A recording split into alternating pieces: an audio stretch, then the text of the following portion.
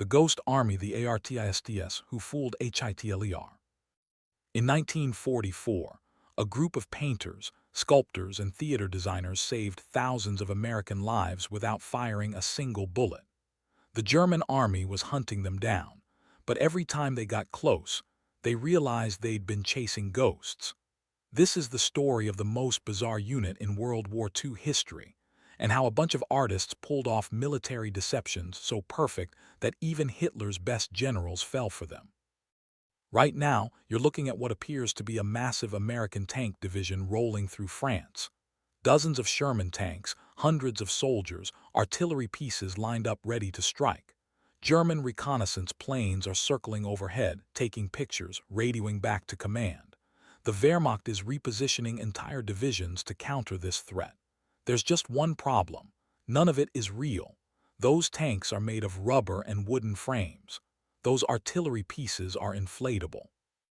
Most of those soldiers don't even exist. And the guys behind this whole operation, they're not battle-hardened warriors.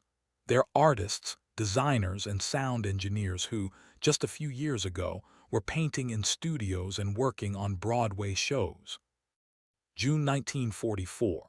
The Allied forces have just landed on the beaches of Normandy, but they're facing a nightmare scenario. The German army is everywhere, well-positioned and fighting back hard. Every single American and British soldier matters. Lose too many men in the wrong place, and the entire invasion could collapse. The generals have a massive problem on their hands. How do you make the enemy think you're attacking from one direction when you're really coming from another? How do you convince German intelligence that you have twice as many troops as you actually do? How do you make a small force look like an entire army? Traditional military thinking doesn't have an answer. You can't just paint fake soldiers on cardboard and expect trained German officers to fall for it. You need something more sophisticated. Something that tricks not just the eyes, but all the senses. Something that holds up under aerial reconnaissance, ground observation, and radio interception. And you need it fast, because men are dying every single day. This is where the story gets weird, because the solution doesn't come from the Pentagon or from seasoned military strategists. It comes from an idea that sounds absolutely insane. What if you took artists, the kind of people who create illusions for a living, and turned them into soldiers? What if you weaponized creativity itself? Let me take you back to 1943. A young sound engineer named Harold Burrismayer is sitting in an office in New York City. He's worked on Broadway shows, creating sound effects that make audiences believe they're hearing thunderstorms, crowds, explosions. He's a master of audio illusion. And right now, he's talking to military officials about a crazy idea. What if you could record the sounds of an army and play them back so convincingly that enemy forces would think they're hearing the real thing? At the same time, a fashion designer named Bill Blass is wondering if he'll be drafted. An artist named Ellsworth Kelly is working in a studio. A future famous designer named Arthur Singer is painting. None of these guys know each other yet. None of them know that they're about to become part of something that will be classified as top secret for over 40 years. The military is desperate enough to try anything. They create a unit called the 23rd Headquarters Special Troops. The official documents describe it in boring military language, but what they're really building is something that's never existed before. A ghost army, an entire military unit dedicated to deception, staffed almost entirely by artists, designers, and creative professionals. Think about how bizarre this is. The army usually wants guys who can follow orders, shoot straight, and march in formation. Now they're actively recruiting people from art schools. They're looking for painters who understand perspective and shadow, set designers who know how to create convincing three-dimensional illusions, sound engineers who can manipulate audio, radio operators who can mimic communication patterns. They're building an army of pretenders.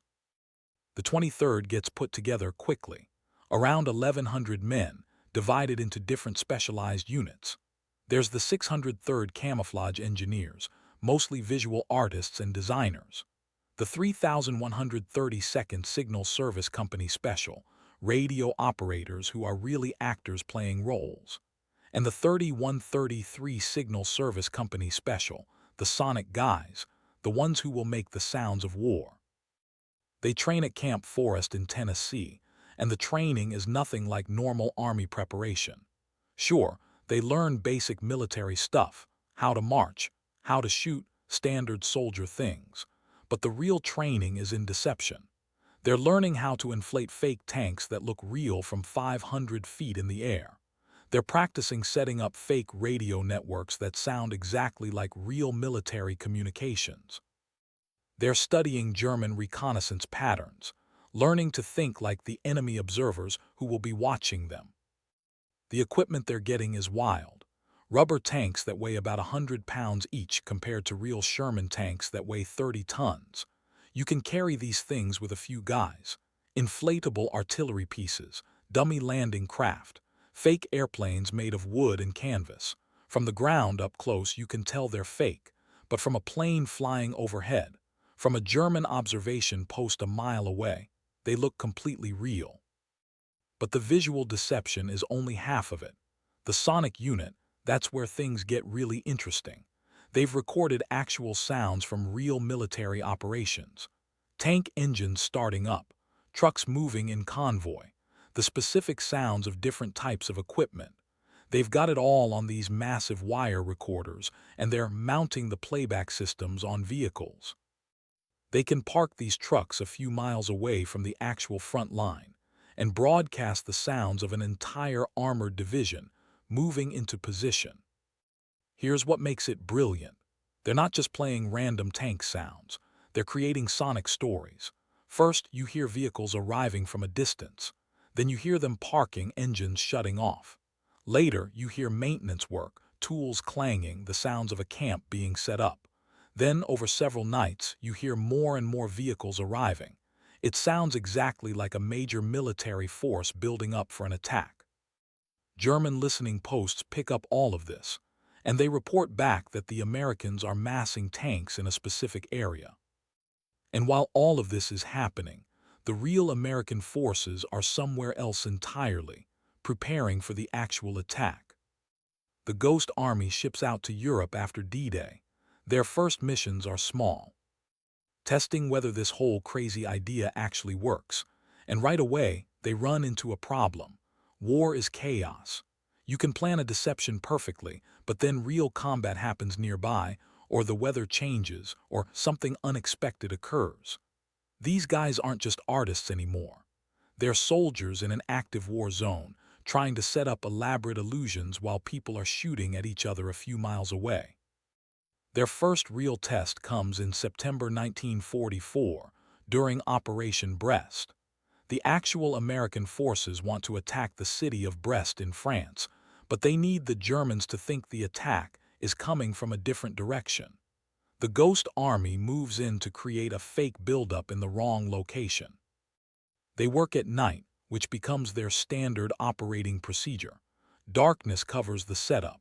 They inflate the rubber tanks, position them to cast the right shadows for when the sun comes up. They set up fake artillery. They place dummy equipment exactly where aerial reconnaissance will spot it. And they turn on the sonic equipment, broadcasting the sounds of a major force preparing for battle. Meanwhile, they've got radio operators sending fake messages, creating traffic that sounds exactly like what a real headquarters would generate. They're using proper military codes, proper call signs, proper communication patterns. German radio interceptors are picking all of this up, and it's adding to the illusion. The craziest part, some of these guys are putting on fake uniforms and driving around nearby towns, pretending to be from different units. They're going to cafes, talking just loud enough to be overheard, dropping hints about where their unit is stationed and what they're preparing to do. They know German intelligence has informants everywhere, so they're feeding false information directly into the enemy network. It works. German forces reposition to counter the fake threat, and when the real attack comes from the actual direction, the Germans are caught off guard. The Ghost Army has just proven that this insane concept actually functions in real combat conditions. But success brings a new problem. Now the military wants to use them more for bigger operations in more dangerous situations. These artists signed up to serve their country, but now they're being sent to the most active parts of the front line, often with minimal protection, because for a deception to work, you have to be close to the enemy. By late 1944, the Ghost Army is running operations constantly. They're not just doing one-off deceptions anymore. They're creating entire fictional military movements, and the stakes are getting higher because now they're operating right up against German lines, sometimes within artillery range. Operation Viersen in March 1945 becomes one of their most important missions. The real American Ninth Army wants to cross the Rhine River, one of the most heavily defended positions in Germany. If the Germans know where the crossing is coming, they'll concentrate everything they have at that point. So the Ghost Army has to make them look somewhere else. They set up north of the actual crossing point, creating the appearance of a massive buildup. Hundreds of fake tanks, fake artillery batteries, fake supply dumps, and they're doing this while German observers are watching from across the river. The illusion has to be perfect because the Germans can literally see the American positions. This is where all the artistic training pays off. These guys understand light and shadow. They know how to position objects so they look real from specific angles. They understand perspective, how things appear from a distance. A real military unit might just park equipment in efficient positions. The Ghost Army parks equipment in positions that create the most convincing visual story. And they're adding details that make the deception believable. They're hanging laundry on lines near the fake camps. They're creating fake tire tracks leading to and from positions. They're even placing fake camouflage netting in ways that look like someone tried to hide something but didn't quite succeed, because that's more believable than a perfectly hidden position. The sonic deception for this operation is incredibly complex. They're not just playing tank sounds. They're creating the audio signature of an entire army preparing for a major river crossing. That means sounds of bridge-building equipment, amphibious vehicles being tested, engineers doing reconnaissance. They're painting an audio picture, and German listening posts are hearing exactly what they expect to hear before a major assault. The radio deception is equally sophisticated. They're mimicking the communication patterns of multiple divisions, creating message traffic that suggests extensive planning and coordination for an attack in the fake location. German intelligence is intercepting these messages, decoding them, and reporting back that the Americans are definitely preparing to cross at the northern position. Meanwhile, the real Ninth Army is quietly moving into position at the actual crossing point. When they attack, German forces are spread out, trying to defend against a threat that doesn't exist. The Rhine crossing succeeds with far fewer casualties than expected. The Ghost Army has just helped pull off one of the final major operations of the European War. But there's something nobody talks about much. These operations are dangerous. The Ghost Army might be setting up fake equipment, but they're real soldiers in real danger. German artillery doesn't care if you're holding a paintbrush or a rifle. Several times, Ghost Army positions come under fire. Men get wounded. And there's a constant psychological pressure because if the deception fails, if the Germans figure out it's a trick, real soldiers in the actual attack force will die because of it. Here's something that makes the Ghost Army unique. Between operations, during downtime, these guys are still artists. They're in the middle of a war and they're sketching, painting, documenting everything they see. They're not supposed to officially because of security concerns, but they can't help it. It's who they are. Bill Blass, who will later become one of the most famous fashion designers in America, is designing uniforms and thinking about how clothing creates identity and deception. Ellsworth Kelly, who will become a renowned painter, is creating camouflage patterns and learning how colors interact at a distance. Art Kane, future famous photographer, is documenting the war through his lens.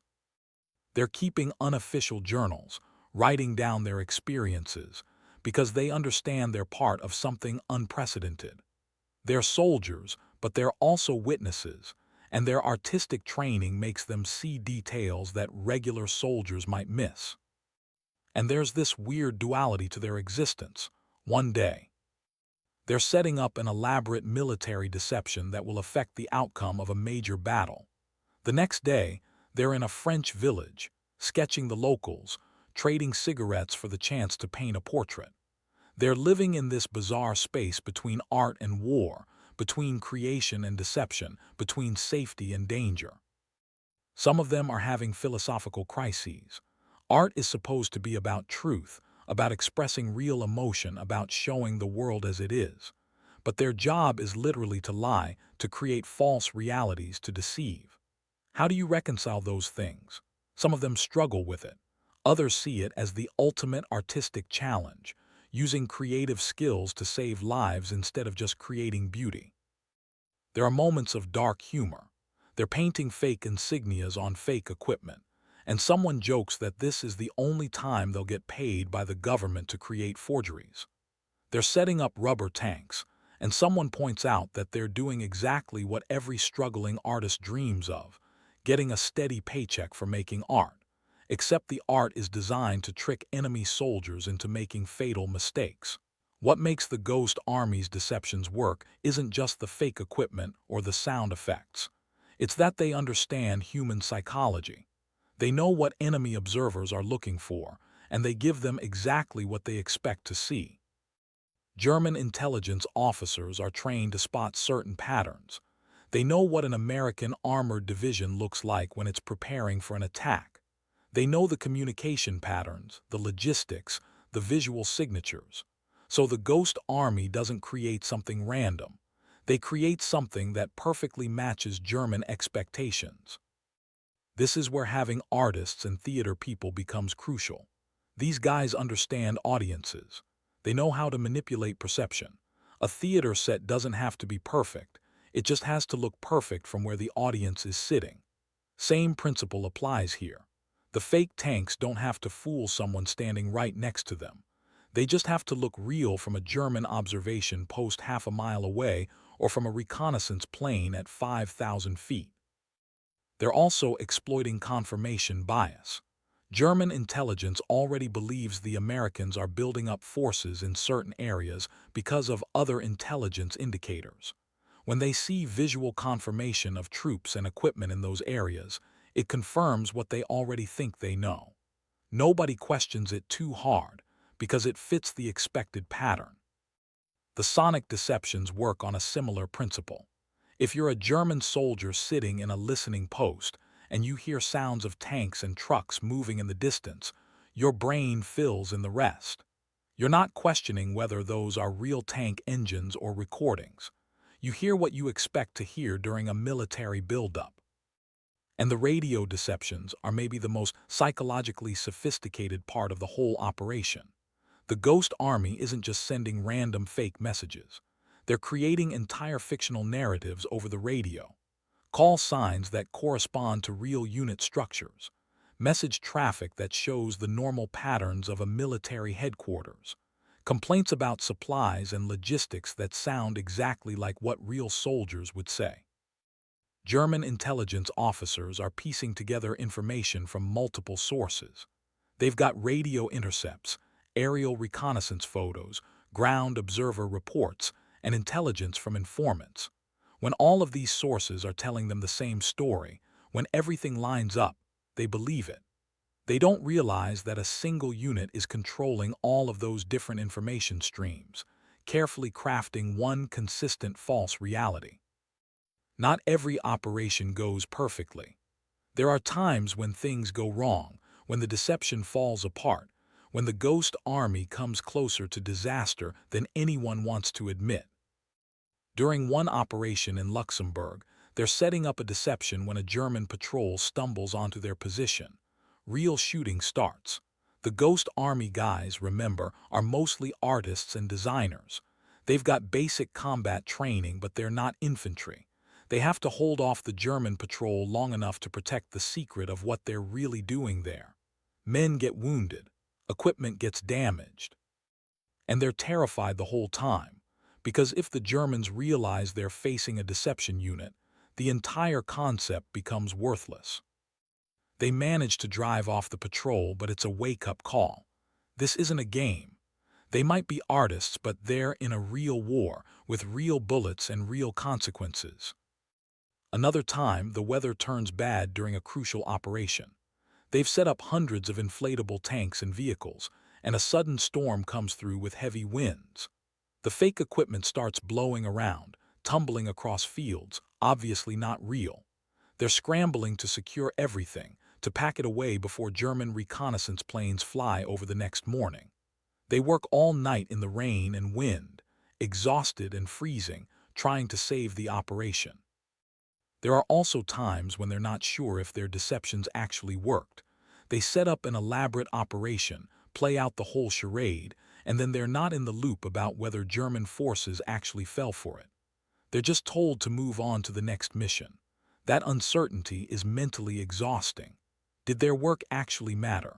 Did they help save lives, or was it all for nothing? And there's constant pressure from actual combat units.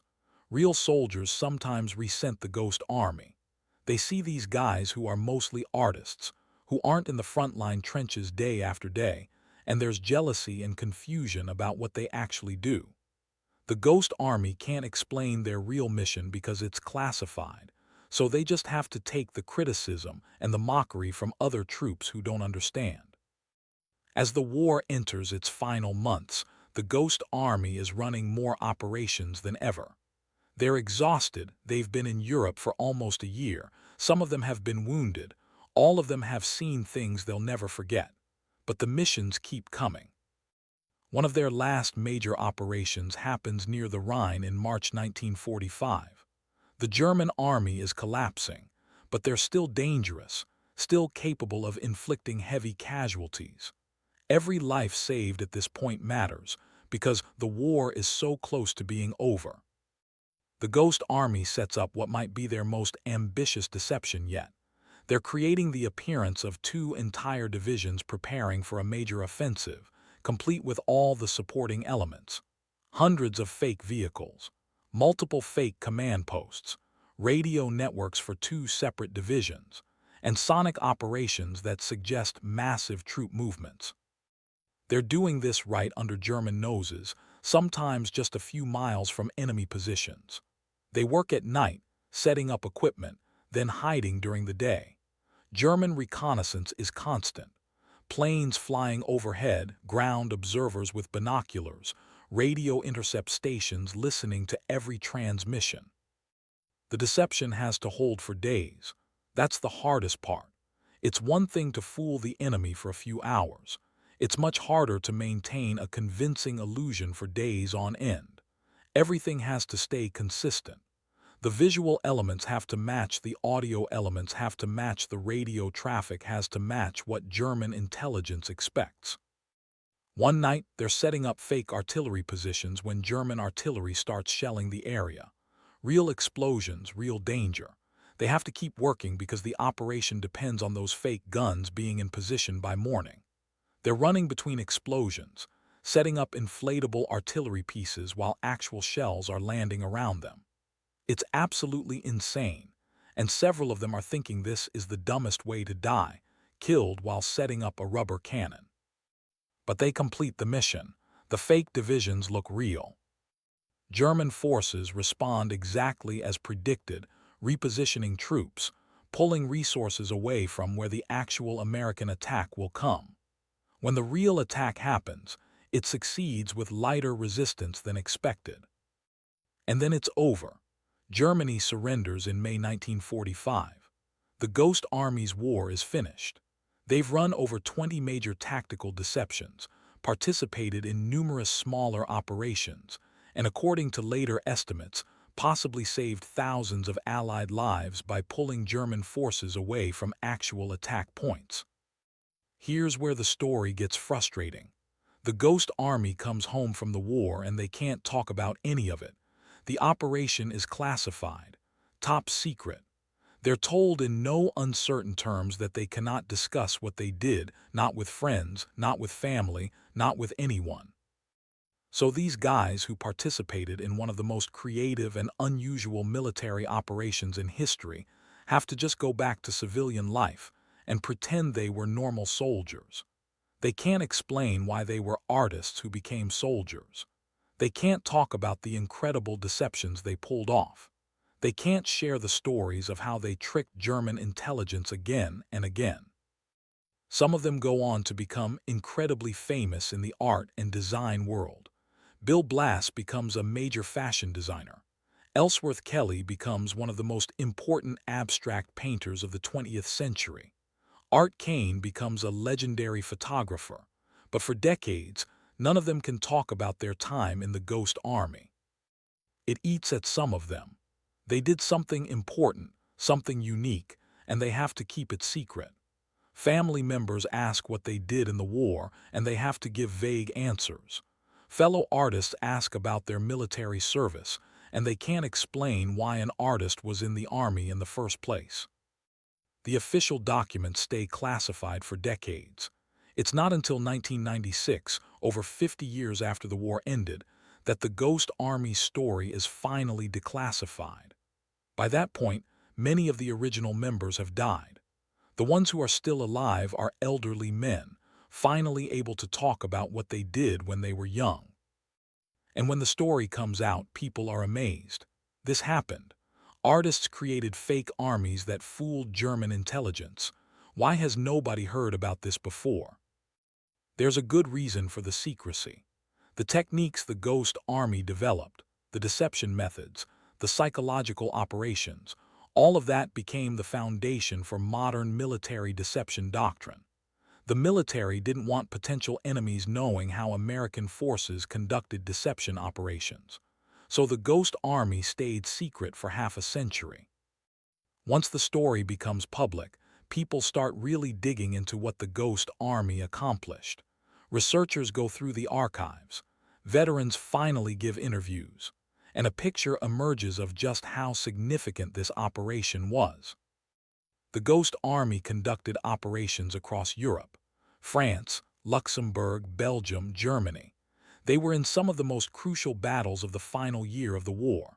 Operation Viersen, Operation Elephant, Operation Brest, and many others. Each time, they created elaborate deceptions that influenced German military decisions. Historians estimate that the Ghost Army's operations may have saved between 15,000 and 30,000 Allied lives. Think about that number. 30,000 people who came home from the war because artists created convincing enough illusions that German forces were in the wrong place at the wrong time. The techniques they developed became standard parts of military doctrine. Modern armies still use sonic deception, visual deception, and electronic deception. The specific equipment has changed, technology has advanced, but the core concepts that the Ghost Army proved would work are still being used today. There's also an artistic legacy. The fact that these artists went to war and used their creative skills in such an unusual way influenced their later work. You can see the influence of camouflage and pattern in Ellsworth Kelly's abstract paintings. You can see an understanding of visual deception in Art Kane's photography. Their experience in the Ghost Army changed how they saw the world and how they created art. In recent years, there have been documentaries about the Ghost Army, books written by historians and veterans, an effort to give official recognition to what they accomplished. In 2024, the Ghost Army was awarded the Congressional Gold Medal, one of the highest civilian honors in the United States. Most of the recipients received it posthumously, but a few surviving veterans, now over 100 years old, were able to accept the honor in person. There's something poetic about artists being the ones who pulled off these deceptions. War is usually about destruction, about tearing things down. But the Ghost Army was about creation. They built things, even if what they built were illusions. They used imagination and creativity to save lives instead of take them.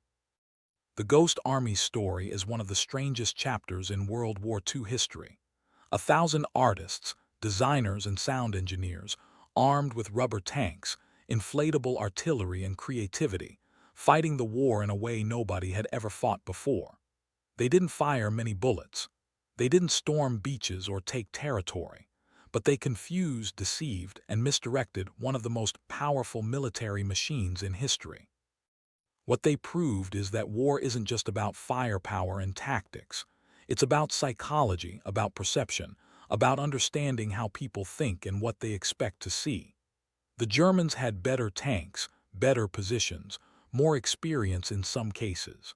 But the Ghost Army had something the Germans didn't account for. They had artists who understood illusion at a fundamental level. Think about the audacity of the whole concept. Somebody looked at the problem of military deception and said, what if we recruit painters and theater designers instead of soldiers? And somehow, impossibly, it worked. Not just once, but over and over in some of the most important battles of the war. These were men who should have been in studios and theaters, creating art and designing sets. Instead, they were in foxholes and fields, creating fake armies that saved real lives. They used the same skills they would have used to create a Broadway show or paint a gallery exhibition, but they used them to trick enemy intelligence officers who were trained to spot deceptions. And they did it while being shot at, while living through the chaos of war, while dealing with all the fear and exhaustion and uncertainty that every soldier faced.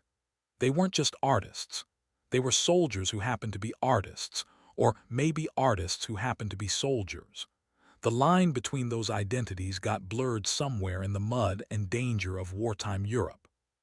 For 50 years, their story stayed hidden.